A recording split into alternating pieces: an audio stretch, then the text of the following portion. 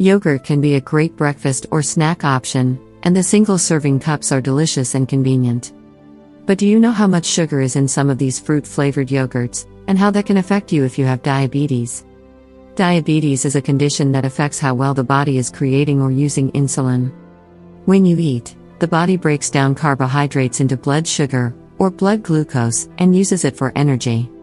To get the blood sugar into the cells for use, the body produces insulin, which works like a key unlocking the cells to let the glucose in from the bloodstream.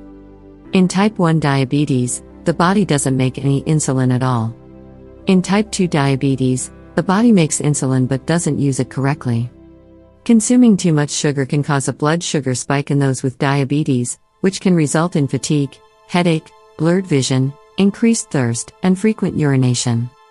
If chronic high blood sugar is left untreated, it can lead to heart disease, blindness, neuropathy, and kidney failure.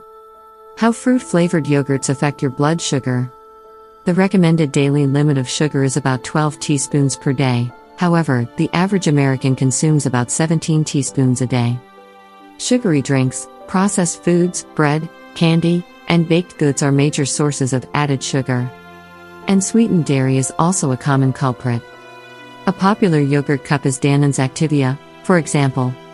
Their tropical fruit on the bottom Greek non-fat yogurt has 20 grams of sugar in a 150 gram serving, according to the United States Department of Agriculture Food Data Central. This equates to about 5 teaspoons of sugar, nearly half of the recommended daily limit. Since this could spike your blood sugar or insulin, it could be more beneficial to consume plain, whole milk yogurt with no added sugar.